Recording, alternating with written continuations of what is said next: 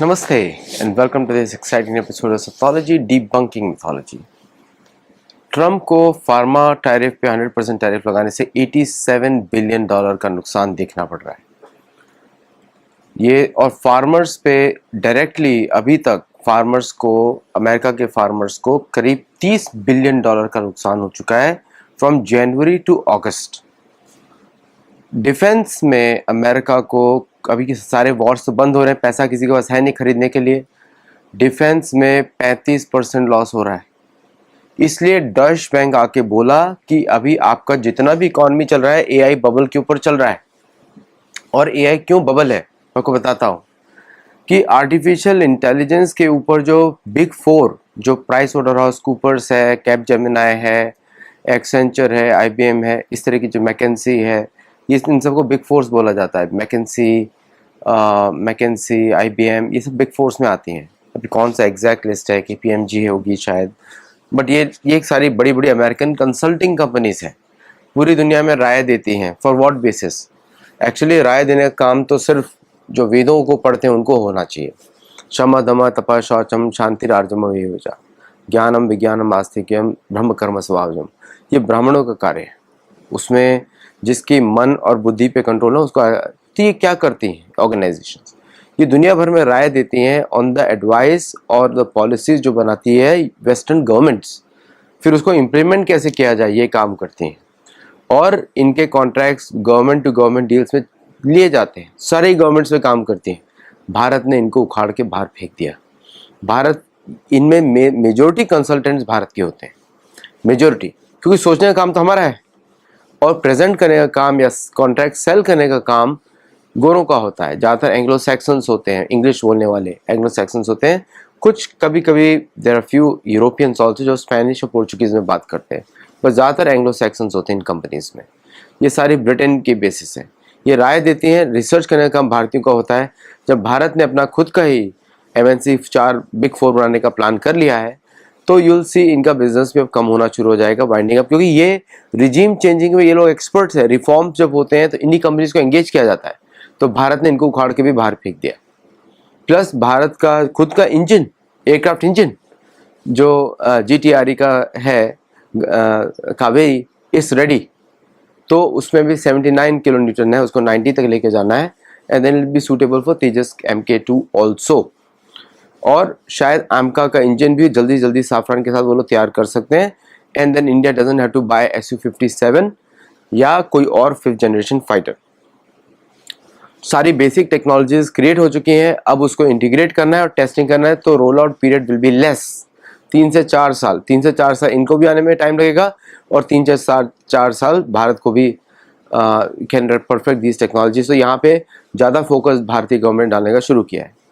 Navy में भारतीय investment is going ahead. अब लेकिन वेस्ट में क्या हो रहा है इसमें? ये बबल जो है अंदर से फूट रहा है।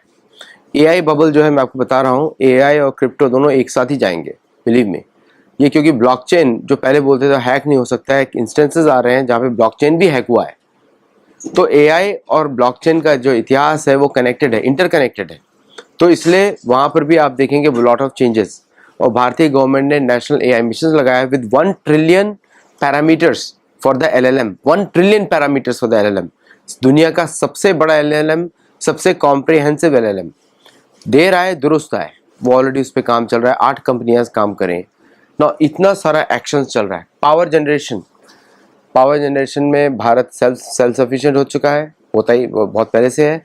But now they are improving the power generation through nuclear power, और भी लगा रहे हैं तो that the AIs can be run from India. मतलब एक न्यूक्लियर रिएक्टर को लगाना ही पड़ेगा डेडिकेटेड फॉर AI और इस तरह के इंजन्स में, ताकि भारतीय LLMs can also function. Plus Bharat ने एक और अटैक कर दिया थ्रू जोहो। अब Zoho is competing with Microsoft, और जोहो तो एक हो गया, now more other applications are coming. मेरे को अभी एक लिस्ट आई है, I am going to verify, और उसके बाद मैं आपको उस पर शो बनाऊंगा कि which one is the best one to use. Zoho मैंने खुद ने यूज़ किया पिछले 10 साल से, so I can always tell you, क्योंकि अमेरिका में भी बिकता है बहुत, तो आई कैन टेल यू कि वो it is a very good platform. मैं बोल सकता हूँ, पर्सनली बोल सकता है एज ए यूज़र। अब आते हैं नेक्स्ट फेज की तरफ, जो भारत जो प्लान कर रहा है सैटेलाइट और rail satellite and missile communication. Bharat जो है अगले 2 साल में 32 नाविक सैटेलाइट्स लॉन्च करने वाला है फॉर नेवल नेविगेशन। और साथ में रेल रोड मोबाइल अग्नि मिसाइल्स को भी भारत ने टेस्टिंग करना शुरू किया है, प्लस लॉन्ग रेंज मिसाइल्स उस पर भारत काम कर रहा है, which will reach any part of the world, किसी भी पार्ट में 12 से 13,000 किलोमीटर या 15,000 किलोमीटर की रेंज जो है उस पर करना ही पड़ेगा भारत को काम। Plus long range bombers is what Bharat is thinking of getting it, क्योंकि वो बहुत इंपॉर्टेंट है भारत के सुरक्षा के लिए, क्योंकि बहुत सारे जो वेपन्स हैं उनका प्रोजेक्शन आप कर नहीं सकते through missiles only, can be brought down, इसलिए आपको ह्यूमन इंटेलिजेंस उसमें चाहिए, ह्यूमन आइज चाहिए। प्लस भारत के जो अदर प्रोजेक्ट्स हैं, नेत्रा के projects and other projects are also going ahead full stream. ना इतनी सारी इंसिडेंट्स में हुआ है तो अमेरिका भी वाओ वाओ वाओ मतलब पीछे की तरफ उठ गया है, इसलिए आप देख रहे हैं कोई एक भी शब्द नहीं आया। अब जब नटलिक ने कि अब भारत को फिक्स करना है, उसकी भाषा शर्मनाक है। It is a despicable language being used. Fix India, what do you mean by fix India? Nobody can fix India, India has fixed many people, इसको बोलना चाहिए। भारत ने ही दुनिया में लोगों को फिक्स किया है। किस किस को फिक्स किया है? भारत ने ब्रिटिश एम्पायर को फिक्स किया, फ्रेंच को फिक्स किया, पोर्चुगीज को फिक्स किया, स्पेनिश को फिक्स किया, इन सब को फिक्स किया। ये सब तो आप समझ रहे हैं क्या बोल रहा हूँ। दे आर नॉट इवन, वो बिहाइंड द सीन्स काम करते हैं। और बहुत सारे ऐसे इंसिडेंट्स हैं जो पर्टिकुलरली एजुकेशन स्पेस में आ रहा है, क्योंकि जब तक हम अपनी भाषा में नहीं सोचेंगे, संस्कृत में नहीं सोचेंगे, हम लोग अपने आप को इम्प्रूव नहीं कर सकते या हम दुनिया में इनोवेशन नहीं ला सकते। इनोवेशन हमेशा पास से आती है, फ्यूचर से नहीं आती, क्योंकि फ्यूचर किसी ने देखा नहीं है। जैसे मेरी पुस्तकें हैं रामायण महाभारत पे आधारित हैं, तो इनोवेशन हमेशा पास से आती है ना। जो पिछला इतिहास होगा उसी से आप सीख सकते हैं कि क्या हम बेटर करें। हमारे पास एक एडवांटेज है दूसरों के पास नहीं है। हमारे पास रामायण है, हमारे पास महाभारत, हमारे पुराण है, हमारे पास वेद है, तो वो दूसरों के पास नहीं है। इसलिए हमको वो सारी इंफॉर्मेशन, अब बता दूं आपको, ये ऐतिहासिक पुस्तकें हैं, इसमें इतिहास के माध्यम से हमको सिखाया जाता है।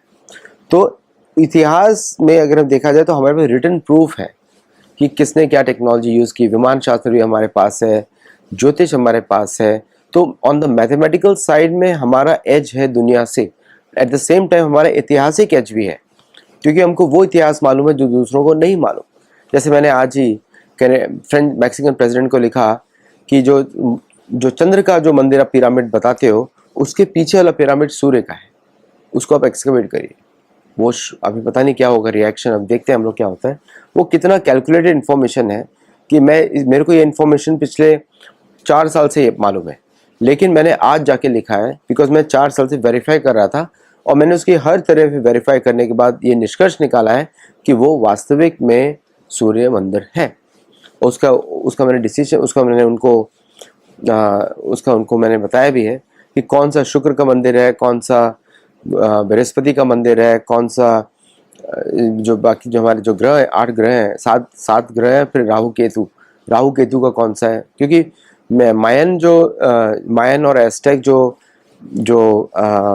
इंफॉर्मेशन है वो हमारे पुराणों से मिलती है, वेदों से मिलती है, तो इसलिए वो मैंने उनको बताया। तो इतना जो इम्पोर्टेंट इन्फॉर्मेशन, इनको पता ही नहीं था कि ऐसा कोई इन्फॉर्मेशन है, तो पहली बार किसी ने उनको बताया है कि ये भी इन्फॉर्मेशन अवेलेबल है। तो this is a remarkable contribution of our itihas to the western narrative. तो भारत हर तरफ से उनको चौंका रहा है। अब भारत में भी हमको बहुत सारा काम करना है मंदिरों के लिए, उसके लिए तो मैं थोड़ा उसमें और इन्वॉल्व होऊंगा, सो दैट हम लोग उसमें पुराने इतिहास की बात करें, एक्चुअल इतिहास की बात करें विद रेफरेंसेस। उसमें मेरी एक बुक है ओरिजिनल एटलस, वो उसमें मैं कंट्रीब्यूट कर, उसमें उसको हम यूज़ कर सकते हैं। चलिए, और भारत ने क्या किया? शायद अब भारत जो है डिजिटल आईडी जो वेस्ट में इंट्रोड्यूस हो रही है उसको भी रिजेक्ट करेगा, because that is design to destroy humanity. तो भारत ने इस पे बहुत सारे एक्चुअली इसको भारत के ट्रेड नेगोशिएशन का पार्ट डालना चाहिए कि चिप जो है, जो माइक्रो चिप डाल के वो जो वैक्सीनेशन करते हैं, उसको मिसयूज किया जा सकता है बाय एनीबडी, और ज़्यादातर वो सिस्टम्स को एनीबडी यूज़ करेंगे, क्योंकि इंडियन मेडिकल एसोसिएशन को वो तो अपने भारतीय आयुर्वेद से ऑलमोस्ट चिढ़ता है, तो इंडियन मेडिकल एसोसिएशन तो उसको प्रमोट करेगा, बट भारत का जो ऑल्टरनेटिव आयुष मिनिस्ट्री है उसको अपोज करना चाहिए। इसमें मैं दूसरा बार बोल रहा हूँ, एक और मैंने वीडियो बनाया था, शायद आप लोगों को पसंद नहीं आया वो वीडियो, बट आयुष मिनिस्ट्री को उसको अपोज करना चाहिए, बिल्कुल करना चाहिए, क्योंकि वो मनुष्य को उसके पर्पस से ही दूर लेके चला जाएगा। और बहुत सारा डेवलपमेंट्स है from the point of view trade deal. Trade deal तो किसी प्रकार से हो नहीं सकता, उसका रीजंस है क्यों नहीं हो सकता ट्रेड डील, क्योंकि अमेरिकन पोजीशन फार्म एक्सपोर्ट्स पे फिक्स्ड है। उनको चाइना ने उनको सबक सिखाया है, $30 बिलियन का खरीदा नहीं, $12.6 बिलियन प्लस कुछ और, सोयाबीन के अलावा उन्होंने हे भी नहीं खरीदा है, चारा जो खरीदते हैं।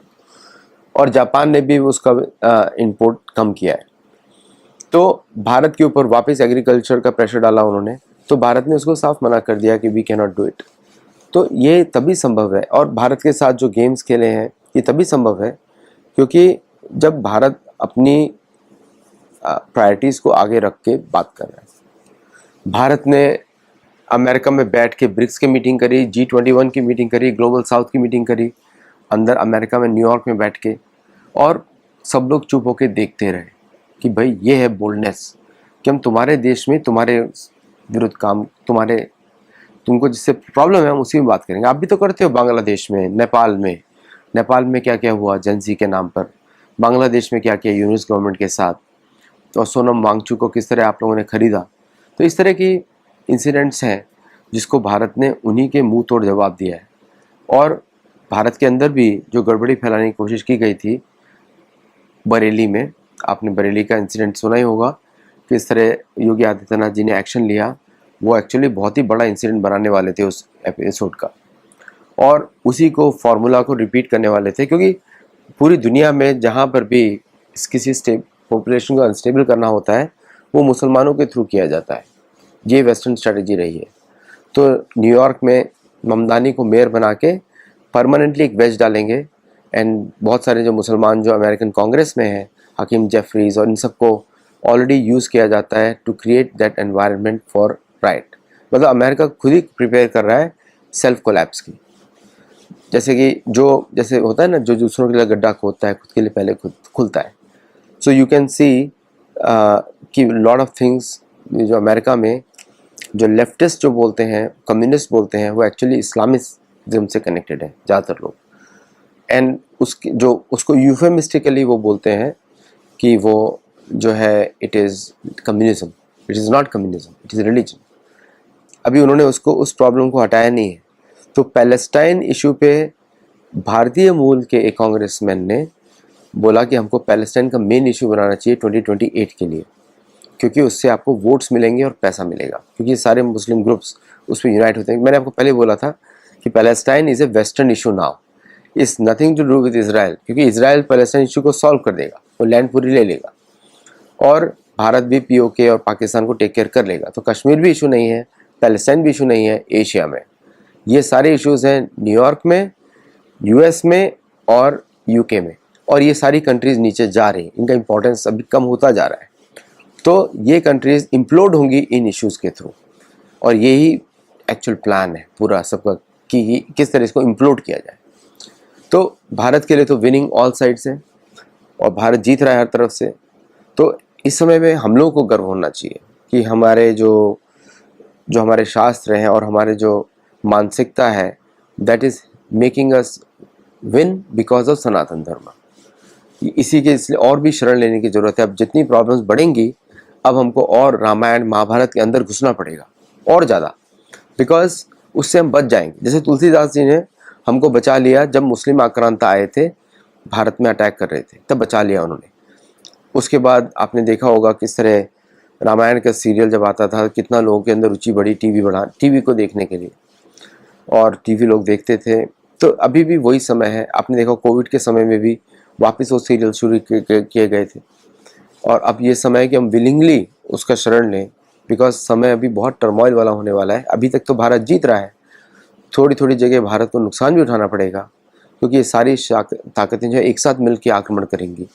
तो उस समय रामायण महाभारत हमको मदद करेगा, उससे हमारा मन जो है सही दिशा में जाएगा। जैसे अभी नवरात्रि चल रहे हैं, मैं हर दिन मंदिर जा रहा हूँ, क्योंकि मुझे वहाँ पे जाके बस अच्छा लगता है लोगों को नाचते हुए देखना, और जस्ट उनको एंजॉय करते हुए देखना कि अच्छी सात्विक तरीके से वो लोग एंजॉय कर रहे हैं, तो ये मौका है हमारा और धन की तरफ मुड़ने का। So thank you all very much for this update. तो आप मुझे लाइक करिए, शेयर करिए, और ट्यूसडे और थर्सडे लाइव शोज हम शुरू करने वाले हैं। मंगलवार को रामायण का, आपकी रात को होगा, मेरा सुबह होगा, और थर्सडे को महाभारत का। तो जुड़े रहिए। नमस्ते एंड जय जगन्नाथ। Thank you.